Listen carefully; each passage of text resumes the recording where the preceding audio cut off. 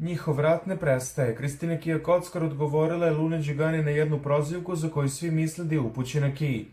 Neko jako pametan mi je rekao jednu jako pametnu rečenicu. Kakav favorit, takvi fanovi, napisala je Luna nedavno na profilu, a Kockareva je ovom prilikom žestoko odgovorila. Svaka čast što me citirala, jer ta pametna osoba sam bila ja, to sam uporno ponavljala.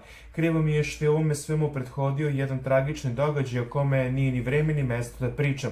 Prethodilo je da je neko nešto pisao moje ime. Ja imam jako puno fanova, to svi znaju, to su desetine hiljada ljudi širom sveta i ja njih ne kontrolišem za razliku od druge strane, ja njih ne vodim na more, na večere, ne znam ni ko stoji iza svega toga, čak ni iza tih najvećih fan profila, rekla je Kija.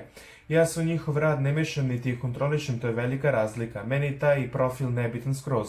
Krivo mi što su moji fanovi upleteni u to što sam i ja potkačen u cijeloj toj priči. Ja sam rekla da ja ne stojim iza mojih fanova niti iza tih njenih hejtera. Krivo mi je što su u tom trenutku i na taj dan tako nešto radi i koristi kogod da je savjetuje da tako radi ili ne želi dobro ili je prilično nisko inteligentan kao i ona. Ovo je upozorenje da ne diraju moje fanove. Danas sutra će ti moji fanovi pomoći, ne da Bože nekom njenom u nevolji, izjavila je Kija u emisiji Kontravizija.